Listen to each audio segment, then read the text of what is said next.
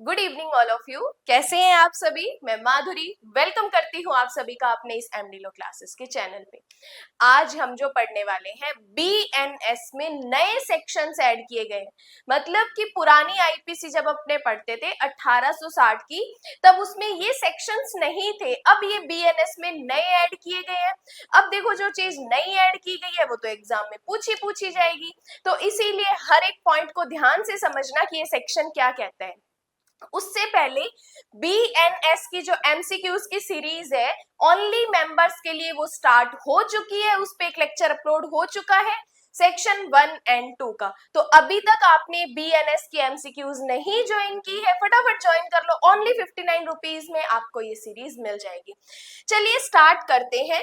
Section number 111। देखो, ये जो सेक्शन है ऑर्गेनाइज्ड क्राइम, संगठित अपराध, ये हमें बताना चाहते हैं कि जब आप कोई क्राइम पहले से प्री प्लानिंग करके, पूरा एकदम शेड्यूल सेट करके कि कौन अपराध कहां पर करेगा, कहां से कौन सा व्यक्ति किसी पर्सन को उठाएगा, कहां से पैसे लेगा, कहने का मतलब एक क्राइम को ऑर्गेनाइज करने के बाद उसको क्या करना, एग्जीक्यूट करना।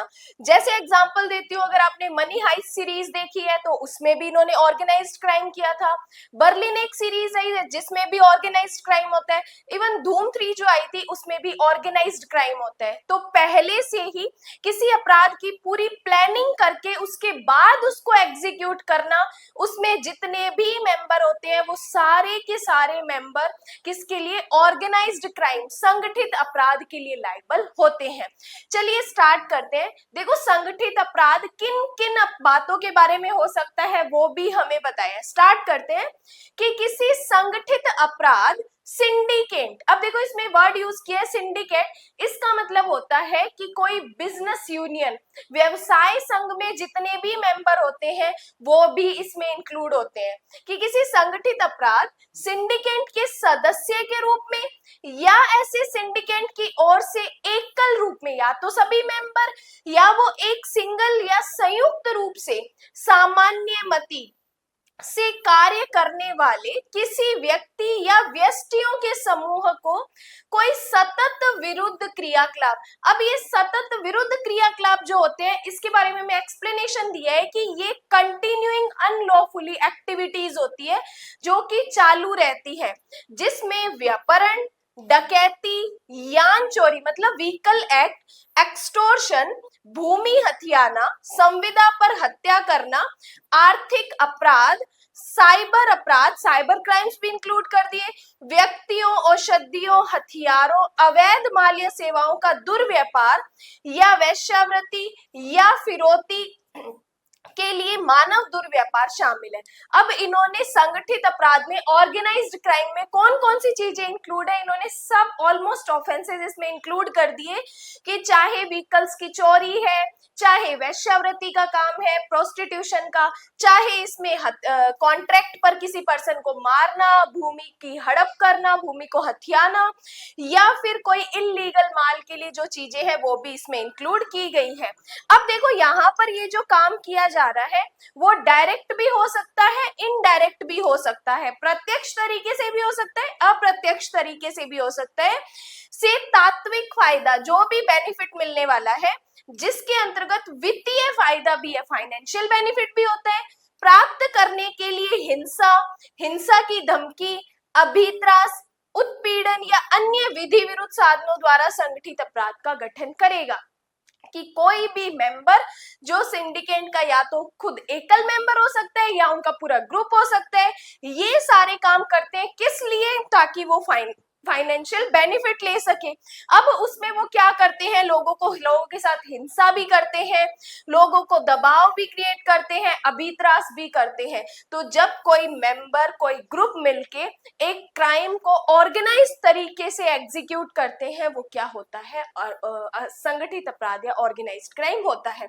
इंग्लिश में एनी कंटिन्यूइंग अनलॉफुली एक्टिविटी, जो सतत विधि विरुद्ध क्रियाकलाप है, इंक्लूडिंग, इसमें क्या क्या इंक्लूडिंग है, चालू रहने वाले अपराध कैसे हैं, कौन कौन से हैं, किडनैपिंग हो सकता है, रॉबरी है, व्हीकल थेफ्ट है, एक्सटॉर्शन है, लैंड ग्रैबिंग है, कॉन्ट्रैक्ट किलिंग मतलब कॉन्ट्रैक्ट पे किसी पर्सन को मारना, economic offence, cyber crime, trafficking of persons, drugs, weapons और illicit goods of service, human trafficking of prostitution वेश्यावृत्ति और रैंसम फिरौती के लिए बाय एनी पर्सन और अ ग्रुप ऑफ पर्सन, एक सिंगल पर्सन भी कर सकते हैं, ग्रुप ऑफ पर्सन भी कर सकते हैं, एक्टिंग इन कंसर्ट सिंगली और jointly, either as a member of an organized crime syndicate or on behalf of such syndicate by use of violence, threat of violence, intimidation, coercion or by any other unlawfully means to obtain direct or indirectly material benefit including a financial benefit shall constitute organized crime। तो ये तरीके के जो चालू रहने वाले अपराध होते हैं जब इनको एक प्री प्लानिंग के साथ किया जाता है that is called organised crime. उसके बाद बात करते हैं एक्सप्लेनेशंस की। तीन एक्सप्लेनेशन हमें दिए हुए हैं, तीन बातें बताइए एक्सप्लेनेशन में। पहला कहते हैं ये संगठित अपराध सिंडिकेट क्या है, कि ऑर्गेनाइज्ड क्राइम सिंडिकेट क्या है। तो इन्होंने कहा जब दो या अधिक व्यक्तियों का समूह ग्रुप होता है जो एक सिंडिकेट या टोली के रूप में या अकेले या सामूहिक रूप से कोई कार्य करते हुए किसी सतत विधि विरुद्ध क्रियाकलाप में लिप्त रहते हैं, मतलब कि दो या दो से अधिक पर्सन जो या तो टोली मिलाकर या अलग से क्या करते हैं, अनलॉफुली कंटिन्यूइंग एक्ट करते हैं, तो वो क्या होता है, संगठित अपराध सिंडिकेट होता है। कि means a group of two or more persons who acting either singly or jointly as a syndicate or gang include in any continuing unlawfully activity। ये होता है संगठित अपराध सिंडिकेट, जो कि करते हैं तो वो क्या बनता है, ऑर्गेनाइज्ड क्राइम बनता है। उसके बाद सेकंड बात करते हैं सतत विरुद्ध क्रियाकलाप। क्या कहा, कंटिन्यूइंग अनलॉफुली एक्टिविटी, चालू रहने वाले अनलॉफुली एक्ट्स कौन से होते हैं। देखो ये जो चालू रहने वाले अनलॉफुली एक्ट्स, एग्जांपल हमें सब सेक्शन 1 में बता दिया, लाइक क्या, व्हीकल्स की थेफ्ट करना, व्हीकल्स की चोरी करना, कॉन्ट्रैक्ट पर हत्या करना, किडनैपिंग करना, या फिर इन्होंने बताया रैंसम लेना, प्रोस्टिट्यूशन करना, ये चालू रहने वाले अपराध है। तो इन्होंने कहा कि ऐसे जो विधि द्वारा प्रतिषिद्ध कृत्य है, जिन कार्यों को लॉ ने करने के लिए प्रोहिबिट कर रखा है, जो 3 या अधिक वर्ष के कारावास से दंडनीय कॉग्निजेबल ऑफेंस है। Very very very important question prelims और इंटरव्यू के लिए, कि जो सतत विधि विरुद्ध क्रियाकलाप है वो कौन से अपराध होते हैं जिनमें 3 या उससे अधिक वर्ष के कारावास की पनिशमेंट होती है और जो कि एक कॉग्निजेबल ऑफेंस होते हैं, संज्ञेय अपराध होते हैं, जो किसी व्यक्ति द्वारा या तो एकल या संयुक्त रूप से या किसी संगठित अपराध सिंडिकेट के सदस्य के रूप में या ऐसे सिंडिकेट की ओर से जिसके संबंध में एक से अधिक आरोप पत्र 10 वर्ष की पूर्ववर्ती अवधि के दौरान सक्षम न्यायालय के समक्ष दाखिल किए गए हैं। कि ये जो कंटिन्यूइंग अनलॉफुली एक्ट्स होते हैं ये कौन से अपराध होते हैं, पहला तो ये विधि द्वारा प्रतिषिद्ध होते हैं, दूसरा जिनमें पनिशमेंट 3 साल से अधिक होती है वो कौन से होते हैं, कंटिन्यूइंग अनलॉफुली एक्ट्स होते हैं। अब तीसरा इन्होंने कहा जिन ऑफेंसेस के बारे में पहले के 10 सालों के अंदर कोई भी चार्ज फाइल किए गए हैं जिसका कॉम्पिटेंट कोर्ट ने कॉग्निजेंस भी लिया है। कि continuing unlawfully activity means number 1 an activity prohibited by law, number 2 which is cognizable offense punishable with imprisonment of 3 years or more undertaken by any person either singly or jointly as a member of any organized crime syndicate or on behalf of such syndicate in respect of which more than one charge sheet have been filed before a competent court within the preceding period of 10 years। 10 साल के अंदर क्या किया उसके लिए charge file किए गए हैं, तो वो भी किस में इंक्लूड होते हैं, इसी में इंक्लूड होते हैं, वो होते हैं सतत विधि विरुद्ध क्रियाकलाप या अनलॉफुली एक्ट्स। उसके बाद बात करते हैं आर्थिक अपराध कौन से होते हैं, इकोनॉमिक ऑफेंस कौन से होते हैं, क्योंकि इकोनॉमिक ऑफेंस के बारे में हमें इसमें बताया है कि ये जो अपराध होते हैं इसमें इकोनॉमिक ऑफेंसेस भी काउंट होते हैं। कि आर्थिक अपराध में आपराधिक न्यास भंग, कूट रचना, करेंसी नोट, बैंक नोट, सरकारी स्टाम्पों का कूटकरण, हवाला समव्यवहार, बड़े पैमाने पर विपणन, कपट या किसी प्रारूप में धनीय फायदा अभिप्राप्त करने के लिए, विभिन्न व्यक्तियों के साथ कपट करने के लिए कोई स्कीम चलाना, ये सारे पर्सन्स जो इकोनॉमिक ऑफेंस है उसमें क्या कर रहे हैं, क्रिमिनल ब्रीच ऑफ ट्रस्ट कर रहे हैं, फॉर्जरी कर रहे हैं, currency note, bank note, stamp note जो गवर्नमेंट के होते हैं उनको लेकर ये क्या कर रहे हैं, कोई स्कीम चला रहे हैं, या किसी बैंक या वित्तीय संस्था या किसी अन्य संस्था या संगठन को कपट करने की दृष्टि से किसी रीति में कोई कार्य करना, इसमें किसमें, इकोनॉमिक ऑफेंस में इंक्लूड है कि economic offence includes criminal breach of trust, forgery, counterfeiting of currency notes, bank notes, government stamps, hawala transactions, mass marketing, fraud or running, any scheme to defraud several person। जो scheme चलाई जा रही है किस लिए चलाई जा रही है, जो फ्रॉड करने के पर्पस से सेवरल पर्संस के द्वारा, कई व्यक्तियों द्वारा चलाई जा रही है, और doing any act in manner with a view to defraud and any bank or financial institution or any other institution or organization or obtaining monetary benefits in any form। तो ये सारे क्या होते हैं, आर्थिक अपराध होते हैं। याद रखना, 2 नंबर की डेफिनेशन मेंस में इसमें पूछी जा सकती है। उसके बाद बात करते हैं सबसेक्शन 2। सबसेक्शन 2 में हमें प्रिजम्पशन बताई है। प्री का क्वेश्चन आता है कि अगर ऑर्गेनाइज्ड ऑफेंस होते हैं तो कोर्ट इसमें क्या प्रिजम्पशन करेगा और इसमें कितनी पनिशमेंट मिलती है। देखो, हूएवर कमिट्स ऑर्गेनाइज्ड क्राइम शैल, तो कोर्ट इसमें क्या प्रिजम्पशन करेगा, उपधारणा करेगा।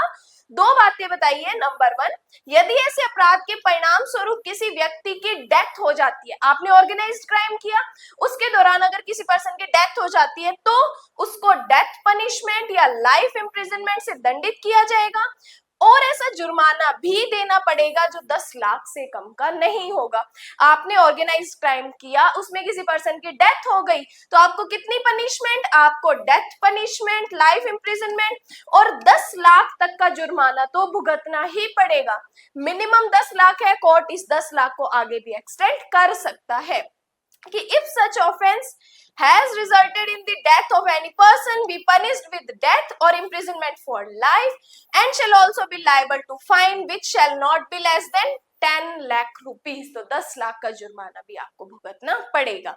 नेक्स्ट बात करते हैं अदर मैटर में। अब अन्य मामलों में, पहले वाले में किसी पर्सन की डेथ हो रही है तो आपको इतनी पनिशमेंट मिल रही है। अदर मैटर में ऐसी अवधि के कारावास से दंडनीय होगा जो 5 वर्ष से कम की नहीं होगी, जो लाइफ इम्प्रिजनमेंट तक हो सकती है, एंड जुर्माना भी मिलेगा जो मिनिमम 5 लाख तक होगा। मतलब 5 लाख तो देना ही देना पड़ेगा। कोर्ट चाहे तो इस 5 लाख को और एक्सटेंड कर सकता है।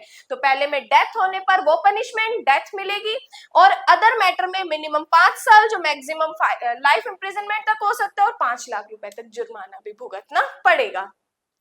देन बात करते हैं सबसेक्शन 3। अब देखो, जो आपने ऑर्गेनाइज्ड क्राइम किया है, अगर उसका आप अबैटमेंट करते हो, उसका आप क्या करते हो, अटेम्प्ट करते हो, या उसका षड्यंत्र करते हो, कॉन्स्पिरेसी करते हो, तो आपको अलग पनिशमेंट मिलेगी। इससे पहले हमने पनिशमेंट पढ़ी कि अगर ऑर्गेनाइज्ड क्राइम किया, उसमें डेथ हो गई तो पनिशमेंट मिलेगी, अदर मैटर में आपको वो पनिशमेंट मिलेगी। लेकिन अगर आपने ऐसे संगठित अपराध का अबैटमेंट, अटेम्प्ट और षड्यंत्र किया, तो इन्होंने कहा कि वह ऐसी अवधि के कारावास से दंडनीय होगा जो 5 साल से कम नहीं होगी, जो लाइफ इम्प्रिजनमेंट तक होगी, एंड जुर्माना मिलेगा जो 5 लाख रुपए से कम का नहीं होगा। मतलब आप लिख सकते हो शॉर्ट में, ऑर्गेनाइज्ड ऑफेंस का अबैटमेंट, अटेम्प्ट और षड्यंत्र करने पर मिनिमम 5 साल की पनिशमेंट, जो मैक्सिमम लाइफ इम्प्रिजनमेंट तक हो सकती है, एंड जो जुर्माना होगा वो भी भुगतना पड़ेगा जो 5 लाख से कम का नहीं होगा।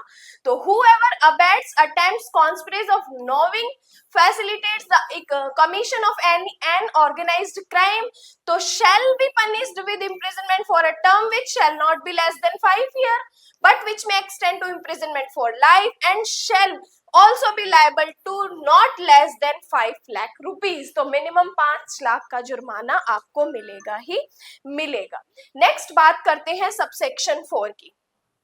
देखो, सबसेक्शन 4 हमें कहता है कि कोई व्यक्ति जो संगठित अपराध सिंडिकेट का मेंबर है, अब जिसने भी ऑर्गेनाइज्ड क्राइम किया है वो एक सिंडिकेट का मेंबर है, तो वह ऐसी अवधि के कारावास से दंडनीय होगा जो 5 वर्ष से कम की नहीं होगा। अगर आप ऑर्गेनाइज्ड क्राइम के मेंबर हो तो मिनिमम आपको 5 साल तो मिलेगी ही मिलेगी, जो मैक्सिमम लाइफ इंप्रिजनमेंट आजीवन कारावास तक बढ़ाई जा सकती है, और आपको 5 लाख रुपए तक तो जुर्माना देना ही पड़ेगा।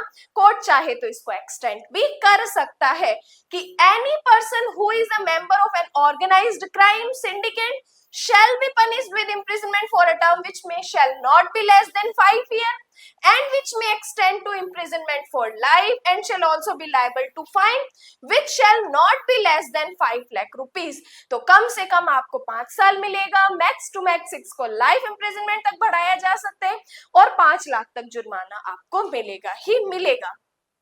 नेक्स्ट बात करते हैं सबसेक्शन 5। सबसेक्शन 5 कहते हैं जो कोई किसी व्यक्ति को जिसने संगठित अपराध किया है, अब वो क्या कर रहा है, उस व्यक्ति को हार्बरिंग कर रहा है, संश्रय दे रहा है, रहने की जगह दे रहा है या उसको छिपा रहा है, तो वह ऐसी अवधि के कारावास से जो 3 वर्ष तक मिनिमम होगी ही होगी, जो मैक्सिमम आजीवन कारावास तक बढ़ाई जा सकती है, और जुर्माना भी देना पड़ेगा जो 5 लाख से कम का नहीं होगा। कि whoever intentionally harbors or conceal any person who has committed the offense an organized crime shall be punished with imprisonment for a term which shall not be less than 3 years and which may extend to imprisonment for life and shall also be liable to fine which shall not be less than 5 lakh rupees। तो अगर आप किसी ऐसे person को जो organised crime करने वाला है या कर चुका है, अगर उसको आप अपने घर में छुपा रहे हो, उसको रहने की जगह दे रहे हो, तब आपको 3 साल मिनिमम पनिशमेंट मिलेगी मिलेगी, जो लाइफ इंप्रिजनमेंट एंड जुर्माना भी आपको मिलेगा।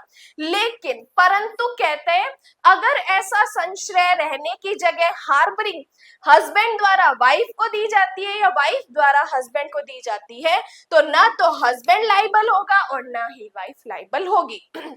कि यह उपधारा उस दशा में लागू नहीं होगी जिसमें संश्रय या छिपाना अपराधी के पति पत्नी द्वारा किया जाता है। हस्बैंड द्वारा वाइफ की हार्बरिंग, वाइफ द्वारा हस्बैंड की हार्बरिंग पनिशेबल ऑफेंस नहीं है। उसके बाद बात करते हैं सबसेक्शन नंबर 6।